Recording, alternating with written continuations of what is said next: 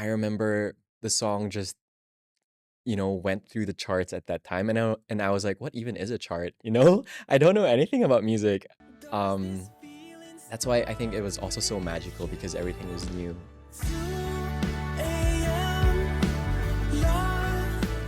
The certain things you do in life, don't stop them just because, you get tired or you get bored. Like, just give it a shot. Just give it a longer shot. Maybe a week more or a few months more. Don't just stop out of nowhere because you never know where things can take you. Mhm. And I just, in retrospect, I think that was a bad habit I had where the moment I was bored with something, I would just stop. You delve into the K-pop industry. I'm not sure many of our friends know this, but Kale is supposed to be a K-pop idol. Can you tell us about that experience and what happened after? Tell us all the deets. Oh my gosh, where to begin?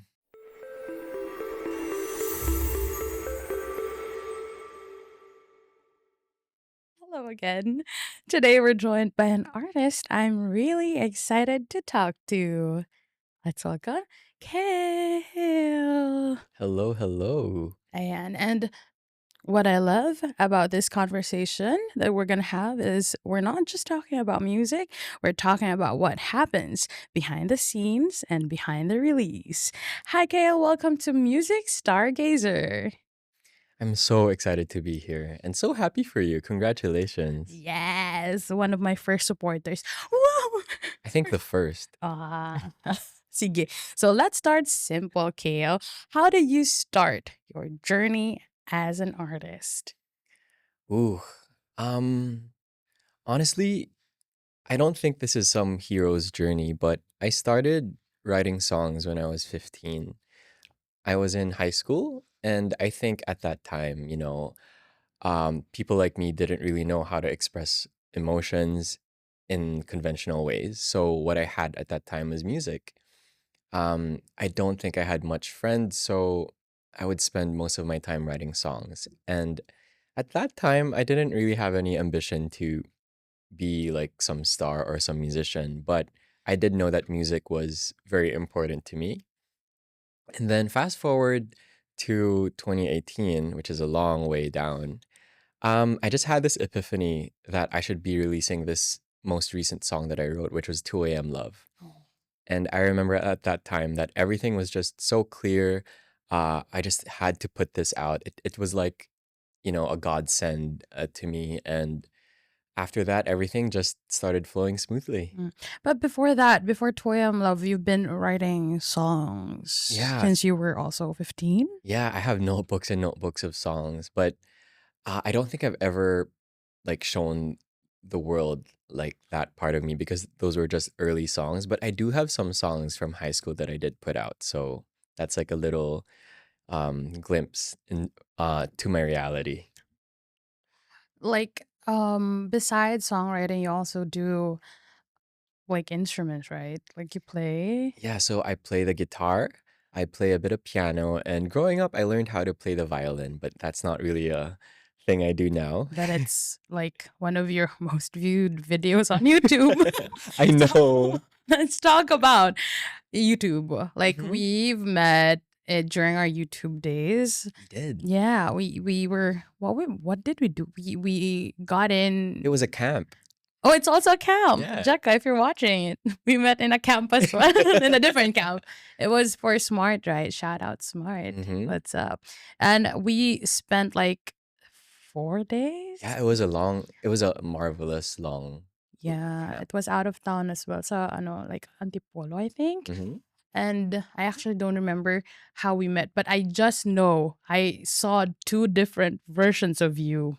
Like I saw the influencer Kale, and then one moment I saw this who are you guy? Like a nerdy looking guy with like thick glasses. Pre LASIK.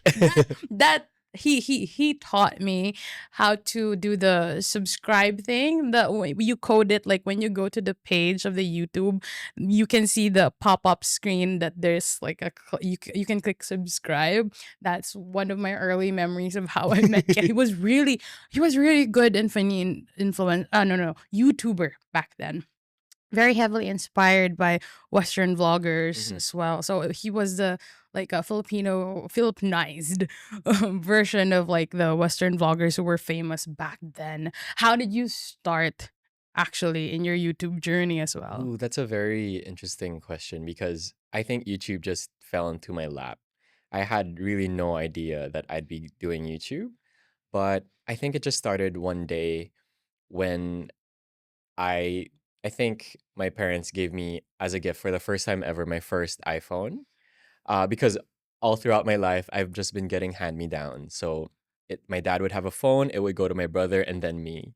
And then back then, I think this was already in college or past college, but Mm-mm, I got my first iPhone. I think that was the iPhone 5S, I think.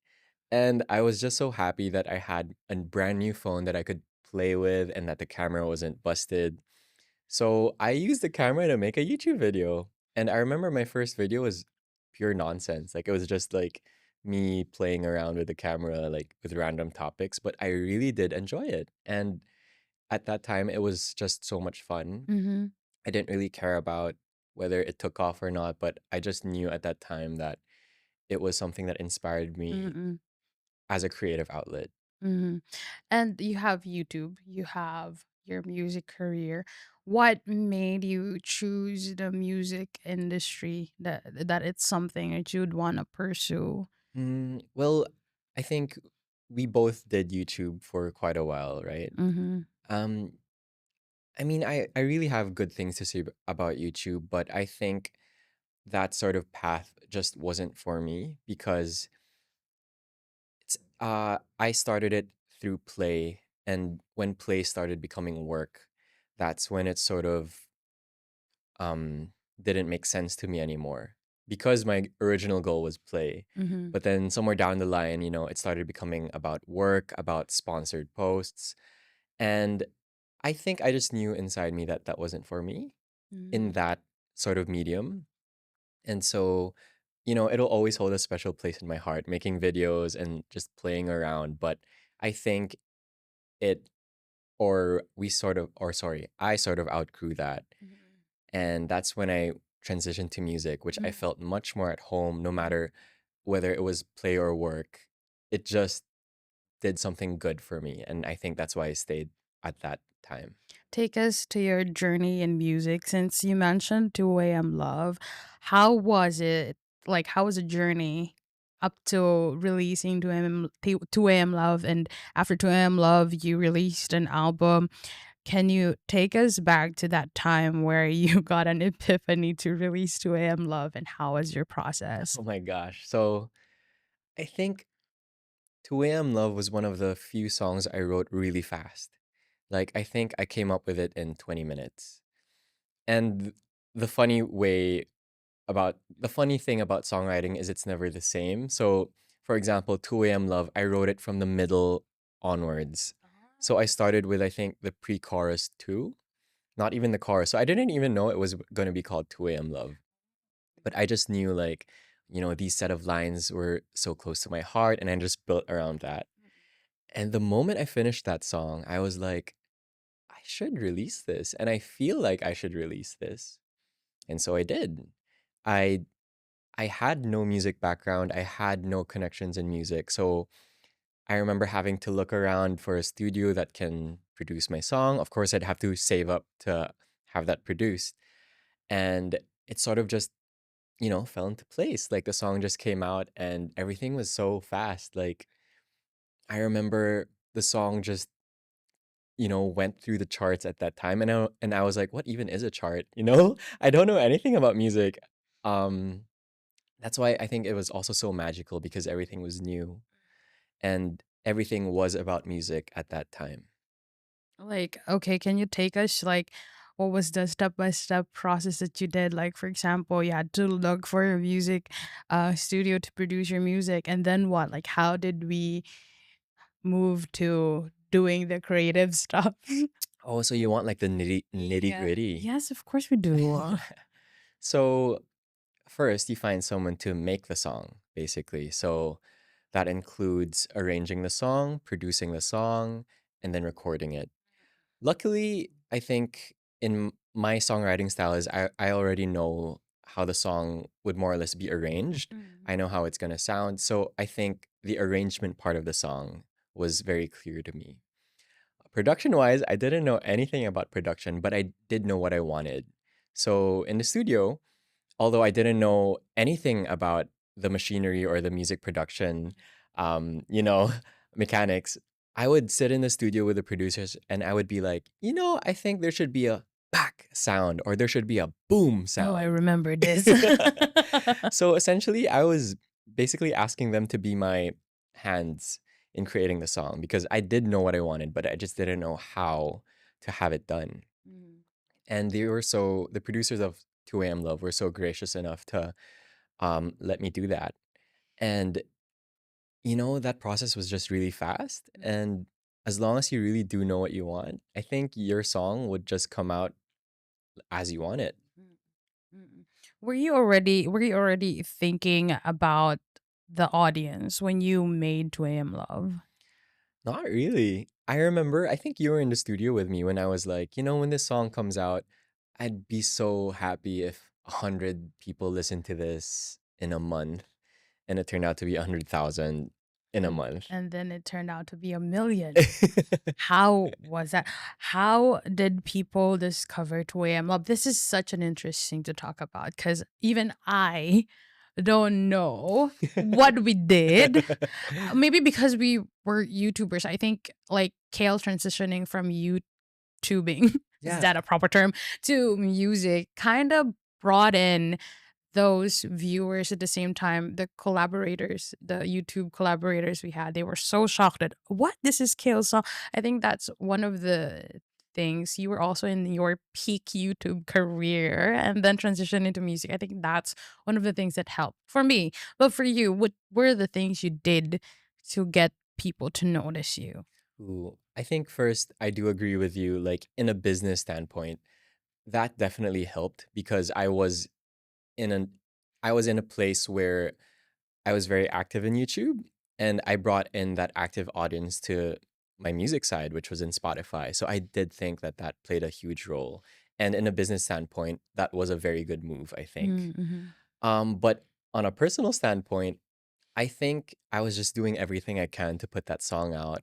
And at that time, I didn't know or I didn't have a to-do list, but more so, how can I just get this song to as many eyes as possible? Mm-hmm. So it's just, posting about it, telling my friends about it organically, going up to, the kuyas and atas in cafes and be like, oh, stream my song, please. Like, just play it and, I'll buy a coffee or two. Mm-hmm. So it's really just, putting your best foot forward and having that as your, push, sort of. How about the you mentioned like you wanted like a organic push as much as possible, but in a marketing standpoint, because you're also a marketing student, how was it? What was your strategy back in the days? Because now it's kind of different. They have TikTok now. Before we only had YouTube, we only have Facebook, and Hmm. ads and stuff weren't just it's more easy now than before. So what was your strategy as a in the marketing perspective, marketing your song? I do think that the times were different because I Mhm. think we didn't even have TikTok at that time. It was just Instagram, and Mhm. Instagram stories was still kind of new, I think. Mhm. Um, I think my approach back then was very different because I wanted the audience to immerse in the music rather than the artist or myself, Mhm. which is completely opposite now because Mhm. usually now it's having eyes look at the artist Mhm. first and then the music. Mhm. So I remember making my posts all about the music. Like I wasn't even in those posts. It was Mhm. more lyrics, um, hooks in the song that I think people would like. Mhm. And that was basically my style. Like I just post my song with a very nice scenery, like a garden, Mhm. for example, and just have that on and on and on and on.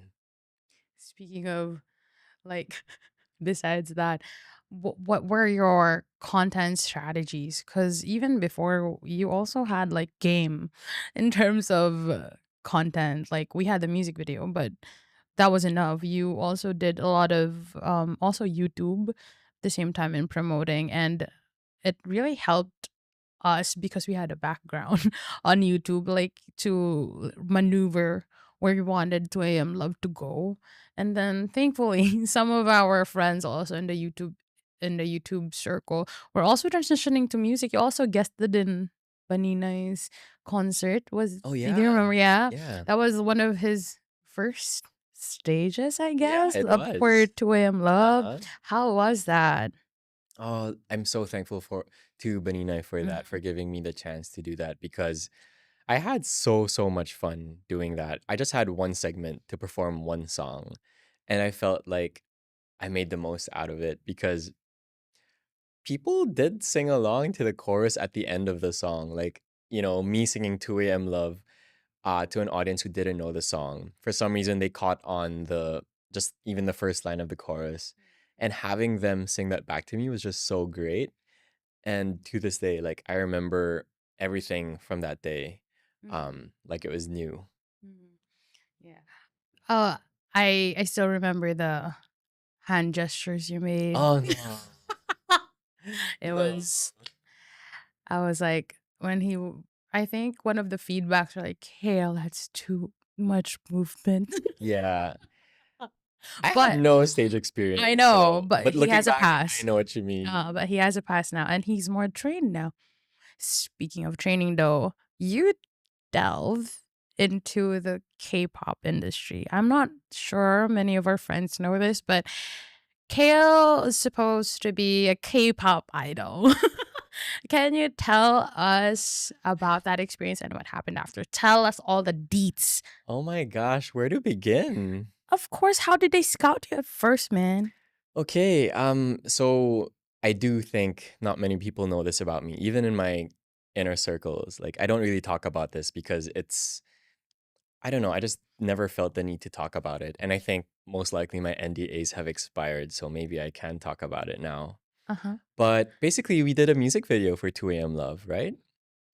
Apparently, a few people in Korea saw that, Really? and these people were part of a I just don't want to like name drop, but they were part of a big company, Mm-hmm. and these people were planning to move out of that said company and start their own company. So they're basically A newbie a agency. newbie, Mm-mm. but they're already veterans in the Mm-mm. industry. Mm-hmm.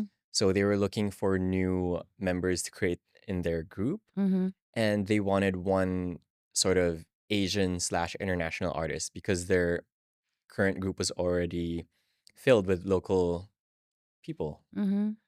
And so they sent an email. And at that time, I think it landed in my spam inbox, and I never really paid attention to it. So check your spam folders. But yeah, they basically invited me for a trial in Korea. And I remember thinking, oh, this is such a great opportunity. But at Mm-hmm. the same time, is this a scam? Because, I might never be able to get home. And there were already a lot of stories about, you Yeah. know, um, what would you call it when idols get chained to their contracts? Chained to their Chained to contract. their contracts, handcuffed to their contracts. But yeah, that was also a big fear of mine. Mm, But I did my due diligence. I checked everything, and everything mm, seemed to mm, be great. mm, So I went to Korea, mhm. and We said goodbyes, guys. I'm like, yeah. he's gonna be gone for a long. I'm like, oh my god, I'm gonna have a K-pop idol friend.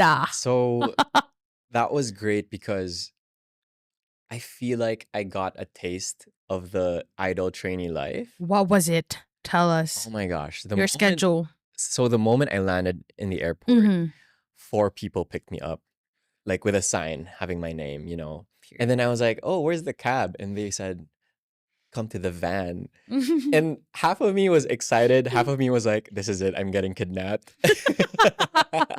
A black van. It was a black van, but it was a very fancy black van. So I was like, this is awesome. And I thought we would be going to my accommodations, which they said they'd be providing. So I thought it was a hotel.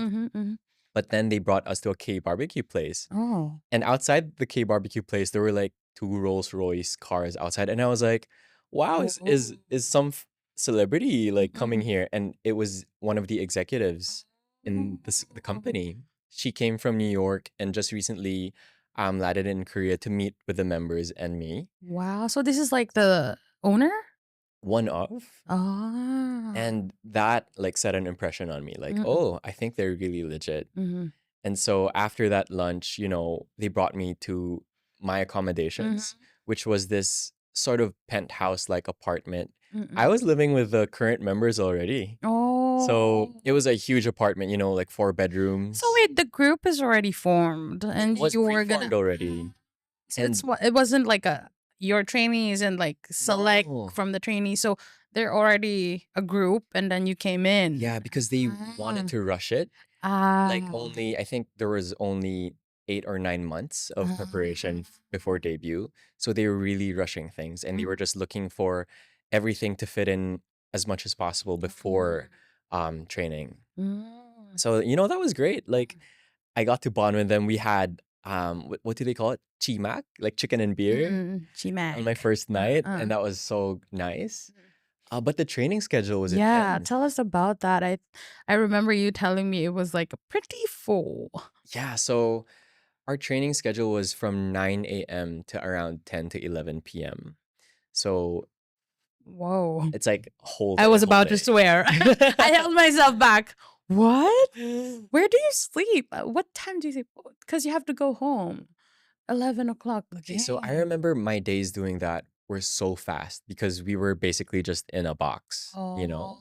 So in the morning was language. It was just language lessons. We had English, Japanese, Korean, Chinese. Luckily, all all four? 4 at the same time.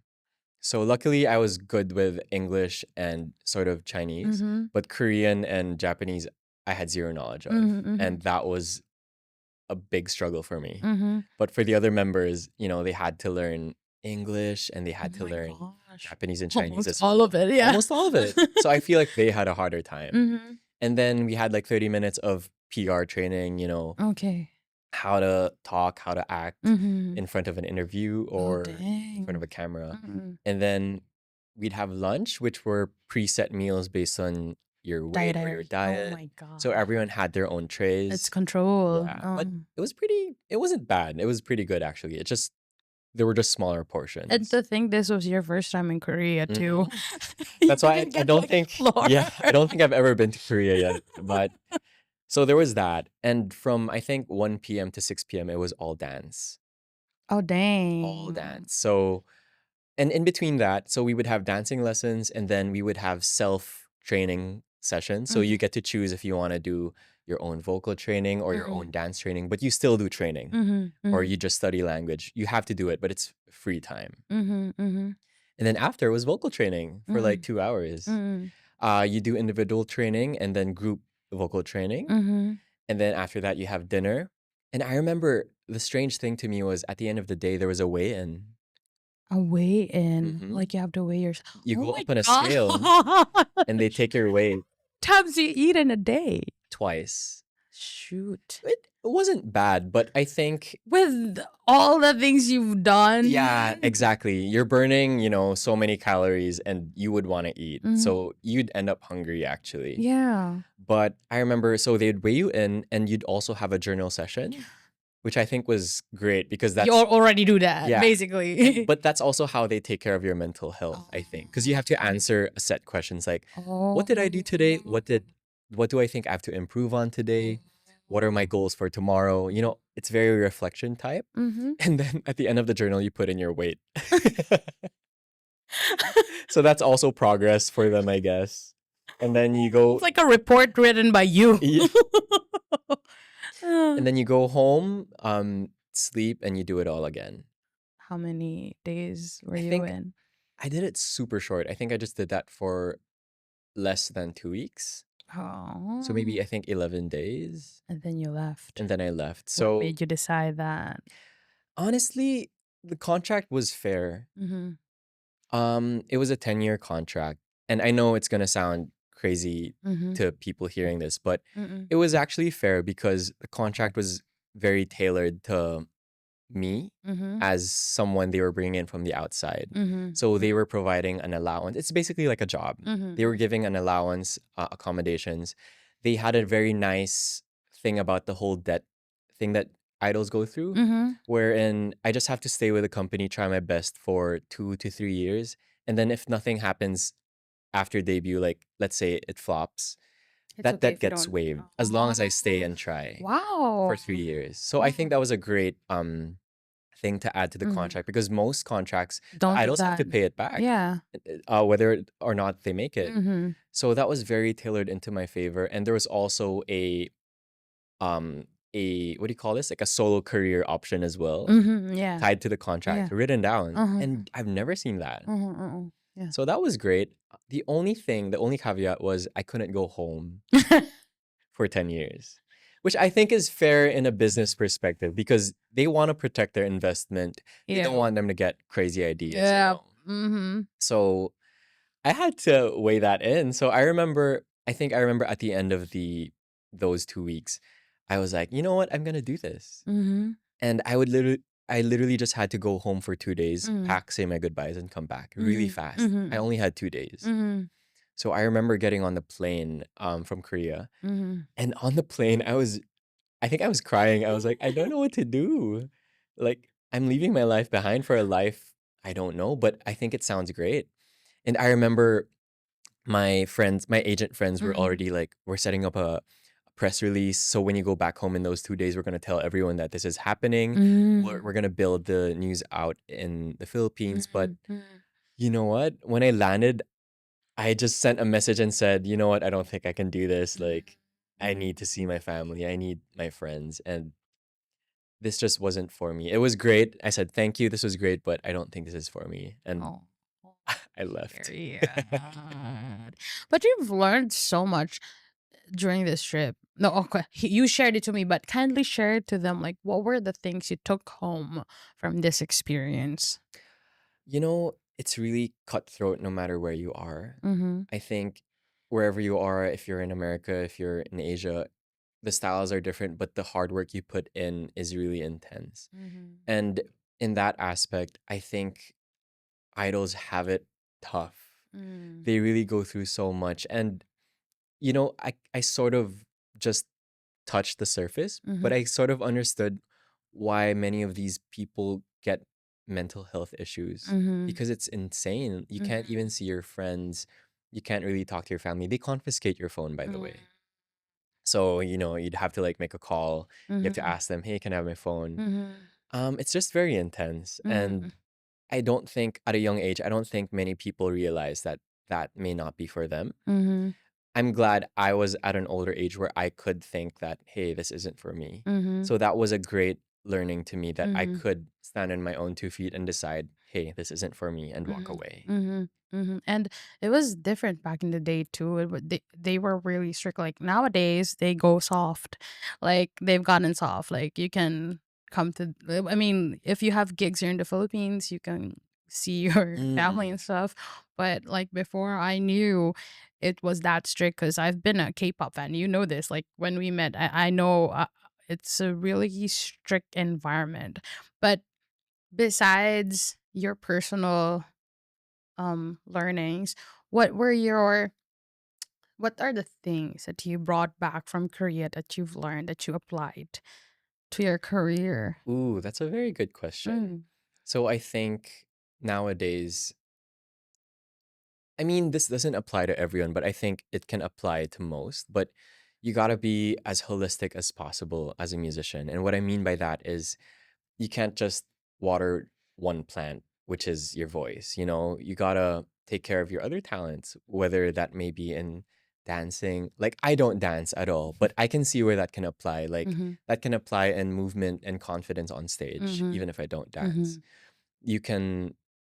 do PR training, Mhm. learn how to act in front of a camera or in an Mhm. interview. I think that's great. And, just investing in all these talents as a Mhm. musician is great because they will all be applied in one way or another. Mhm. Mhm. And besides this experience, afterwards you continued to pursue your career, not just 2 a.m. Love. You decided to like release more songs, right? And once again, he is operating in a independent path. So how was it being the producer and the investor of your own music career? I'm smiling, but it wasn't great. Being an indie artist, everyone says this, but it does come with its own difficulties, Mhm.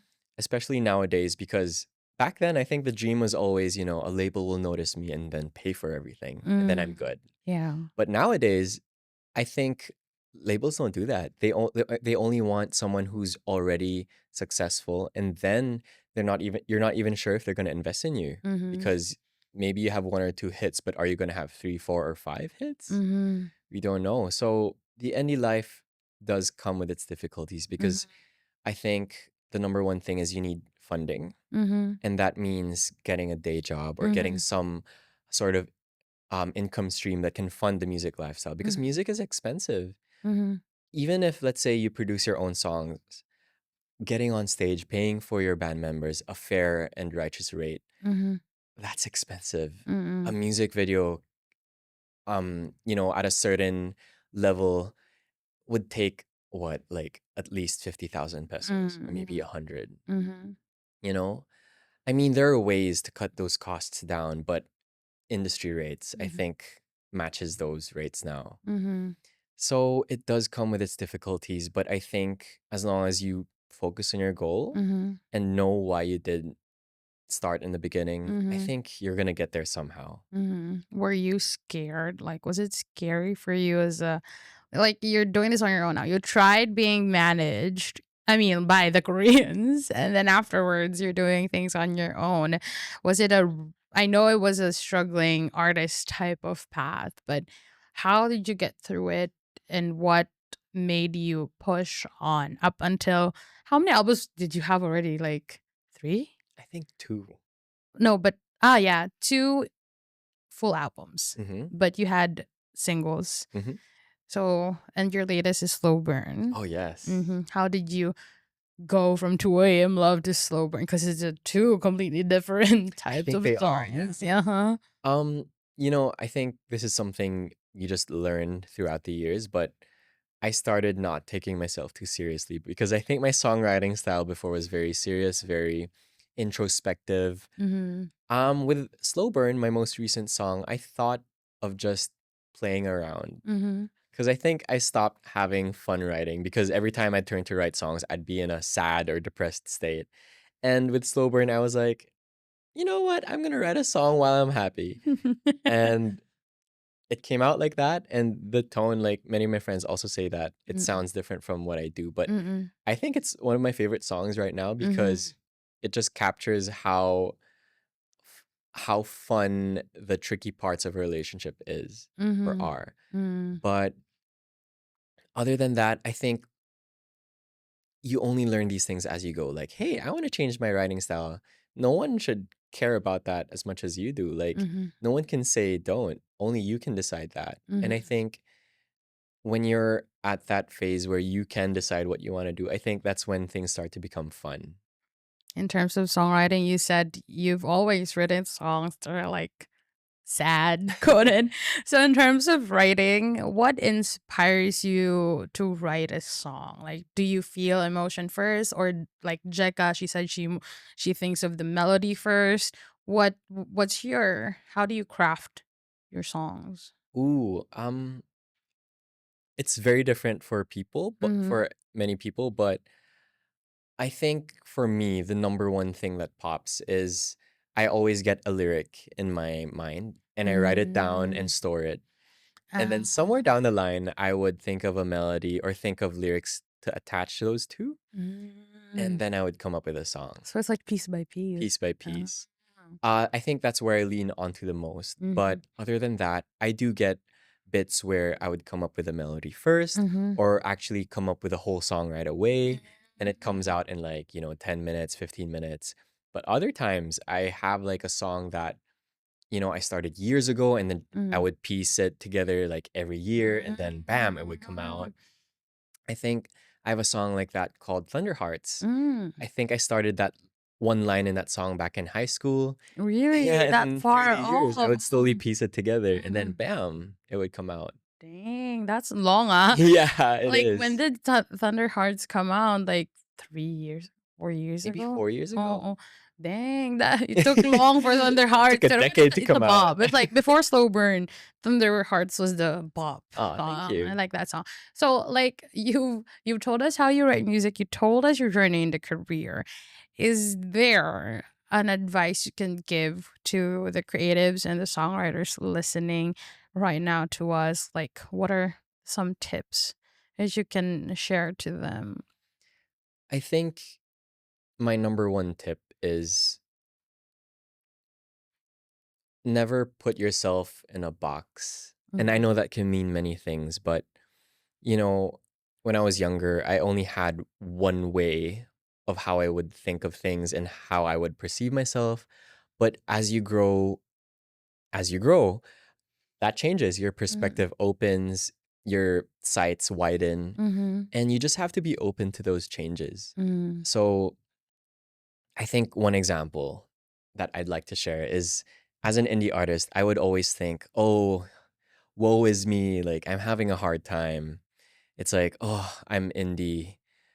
But another way of thinking is, hey, I'm indie. I'm free to do whatever I want. I think it's sort of switching it up and changing those perspectives so that you're not always putting the blame on yourself and that you're Mm. actually having fun. I think that's a great way to go about being in the music industry, because nowadays it's really more than music now. I mean, I would love for it to just be about the music, but it's not. You have to care about so many other things. And in the midst of all that, just don't forget to have fun, I think. You have mentioned, sorry, I have to delve into this because each of us have a different way of approaching managing your career. So, in the aspect of investing, because it's money, it's not unlimited. Mhm.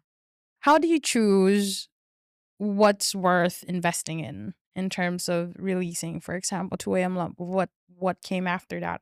Why did you, or how did you select which songs get the lyric video, which songs get the music video? Ooh, I think back then it was purely based on feeling. No Like, hey, I think this song is gonna do strategy yet. well. Yeah. I mean, Experimental. yeah, I didn't know how to do things, but I think nowadays it's more of, you don't put all your eggs in one basket. Mhm. You put it in the basket that everyone wants to have. Mhm. Mhm. So I think nowadays the thing is to put out singles, and Mhm. if a single you see is starting to perform well, that's when you start investing in it. I Mm. think it's a smart way of managing your funds because, like you said, it's not unlimited. Times are hard now, and we have so many priorities in life. Mhm. Gas is expensive. Mm. So just see what's doing well, but also don't lose faith in yourself. So if you feel like one song is going to do well before it's even going to be released and you want to invest in that song, go do it. Mm. But don't do it at the expense of missing a meal or Mm. missing, I don't know, your parents' birthday and not giving them a gift. Mhm. Like, do it in a sustainable way. Mm. Don't starve yourself just for this. I think starving artist is a very like heroic thing in hindsight, but when it Mm. actually happens to you, it's difficult, it's sad, and you don't want that as Mhm. much as possible. Mhm. Right. And we have already like many platforms and avenues where we can promote your music, our stuff. You have YouTube, Facebook, Instagram, and now you have TikTok. Speaking of TikTok, though, you've tried. I have. As your friend, I know you tried. And how did you get into TikTok? Because I know you have didn't you join a music competition in TikTok? Did I? Didn't you? Like, I think you did. Maybe I did. That's why you had like a verification Oh, right. thing. Yeah, yeah, yeah. I See, he doesn't did. even remember. How did Yeah. that I happen? think that was sort of it was a hashtag thing. And I just joined it Ah. like by posting a video or a cover. That wasn't pandemic, That right? was during the pandemic. So Mhm. that's when I got into TikTok because I was so bored at home. Speaking of pandemic, like how did your routine change as a musician from before and then after pandemic? Oh, that's a good question. So during the pandemic, that's when I started learning that you can still make songs from your room. So I had an amazing team I was working with, Nick Mm. from Line In. I would send in bits and pieces of my song and be like, "Hey, I wanna do this and let's record it from my room." So I just Oh. had to get an affordable Uh-uh. microphone, send it in, and boom, a song They is did the made. magic. Oh, what's one of the examples? Thunder Oh, Hearts. really? Nick did that. Yeah. Oh, that's interesting. So, Nick was like your AI. He was my chat Back in GPT. back in pandemic, there was no AI yet for music. Anyway, can we also talk about fans? As you mentioned earlier in 2 a.m. Love, 2 a.m. Love, I just remembered because we did things organically. How was your fan building? Like how did you ever get those loyal listeners to come in after 2 a.m. I Love? think I did, and my approach back then, I think, was pretty unconventional because I was doing everything myself, and Mhm. I remember I would get a lot of messages, Mhm. from listeners or fans, and I remember forcing myself and telling myself to reply to each and every one of those. Mhm. And, some days there'd be like, 20 or 30, and I'd be like, "Oh my gosh, I don't wanna reply to this." But Mhm. when I sort of hold myself back and go and think, but they went out of their way to listen to my song, Mhm. they're supporting me in their own way. Mhm. I sort of changed my perspective and I start thinking, you know, I should be thanking these people. They're investing their time, they're supporting me in their own Mhm. way. And the least I could do is say thank you Mhm. and send them a message. Mhm. So it was very grassroots in that Mhm. sense. And I don't think I can do that now, but that was my approach back then, and I did think Yeah. it helped. And how, like you mentioned, listeners and fans, I think there's a very thick distinction between just a listener and a fan. How do you think can we convert those listeners to becoming a fan? Is that enough? Like interacting with them or like promoting on social media? What are other things Mm, you well, think? there are many ways, but I think as a musician, the one of the surefire ways is to just write great songs. Mm, Because when as a listener, if a song intrigues you so much, if it connects with you so much, you'd you would want to want, know more about the yeah. artist. You'd want to know why did they write this song? What were they going through? Because I may be going through the same thing. Mm-hmm. So I think for first and foremost, it's writing a killer song that's Mm, great. And from there, I think it just rolls on its own. Like you start connecting with fans through social media, through mm-hmm. performances, Mm-hmm. and that's how you just build a fan base, I guess. It Takes just a takes a life lot on of it. work. Uh-huh. It takes a life on its own. Yeah, in fairness to you, ang dami mong nalabas na song. So in terms of, you mentioned earlier, you cannot do much of the social media part nowadays. Like maybe you're busy with your day job, but also like, do you feel the pressure of always being active online? I did. Oh, And I did think, has. yeah, and I think that's a new concept to me as well because I think back then, music or being recognized was very crucial to my identity, Mm-hmm. especially in music. So, in a metaphorical sense, Mm-hmm. it was my sun in a Mm-hmm. solar system of many planets. It was my sun. Like it was the end all be all. Like I have Mm-hmm. to do music. I have to be known. I have to Mm-hmm. succeed. Mm-hmm. But through the years, I've learned that that may not be the case. Like Mm-hmm. music to me now, it's still within my solar system, but it's probably Jupiter or Saturn. It's still big, but it's not my sun anymore. Mm-hmm. And in life, priorities do change. Mm-hmm. And I think it's just recognizing which those priorities are. Mm-hmm. and not losing them. Like they're Mhm. still within your solar system, they're still within your vision, but Mhm. you know, some things must take precedence, like whether it be friends, family, yourself.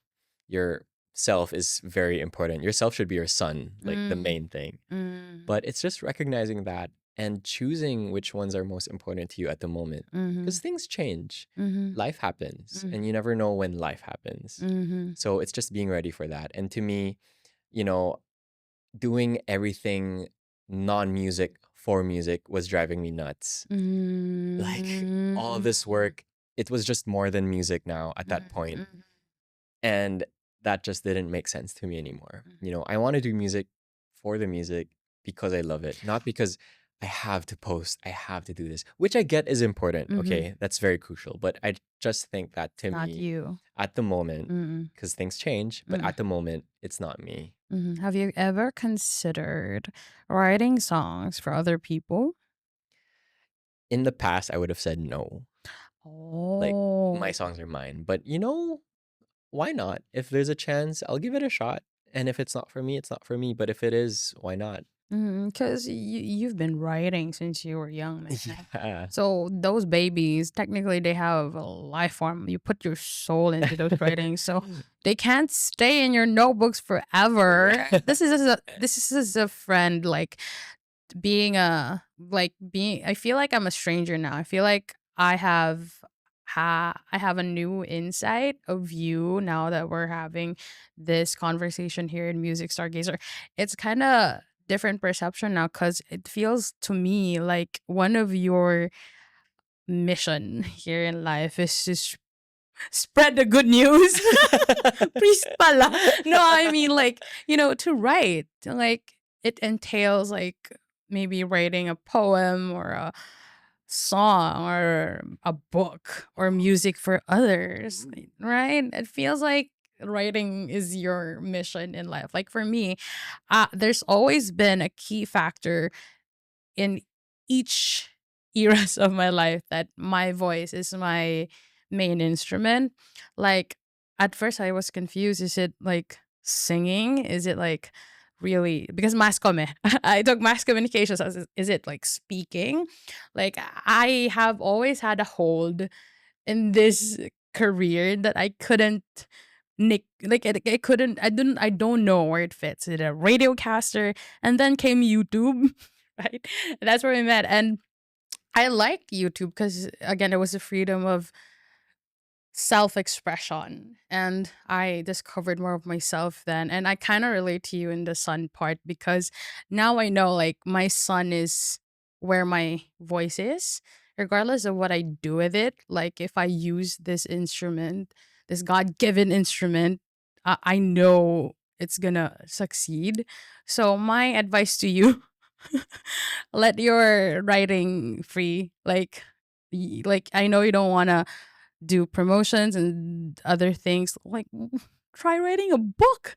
Sayang. Well, Yeah, who like, knows? I may write a book. Who cause like, knows? dude, like since you were 15, even younger than 15, he doesn't look that much, but we're almost the same age. Excuse So me. I'm younger. but yeah, so in terms of that, actually Kale is one of the inspos because even at a young age and as a YouTuber, he has already shown me how to organize his life, his career, and as someone older than him, but I entrust him with some decisions like, Kale, should I do this? Kale, is this proper? Like, is this right? Like, I would ask him for advice, actually. Even at a young age, you've been really wise. And you're the one who told me, like, Rose, I think you should teach. I'm like, huh? I think it's far too late for the career now. What should I teach? And then, like, I just remember that conversation. And then now everything fell into place piece by piece. And then I had this really deep conversation with Jekka in her car a few weeks ago, actually. And that's how I thought of Music Stargazer. Like, Q Studios came in, and si Nick came in. So there's a lot of elements that's making me like I'm becoming whole, and it's such an exciting moment for me. Wow! Talagang naging ano. And yeah, I'd like to thank you for also being part of that journey. And just to wrap this up, if you could go back to your debut, which is 2 AM Love, what would you do differently? I know the cheesy answer is to say I don't want to go back because, I won't be who I am No, I today. won't accept that. I know I won't accept it either, but I would actually give advice to my younger self, Oh. I would say the certain things you do in life, don't stop them just because, you get tired or you get bored. Like, just give it a shot. Just give it a longer shot. Maybe a week more or a few months more. Don't just stop out of nowhere because you never know where things can take you. Mhm. And I just, in retrospect, I think that was a bad habit I had where the moment I was bored with something, I would just stop. I would base it off of emotion rather than logic. Like, if I stop this now, what would happen? It would just be a chain reaction. Things would just stop moving. But Mhm. if I could go back to my younger self, I would tell him that and say, just push and keep at it. And the moment where it's really, really, really not going to work out, that's when you stop. Oh, kasi you're blind na. The universe is like trying to stop you from making the worst possible decision ever, and then you'll keep going.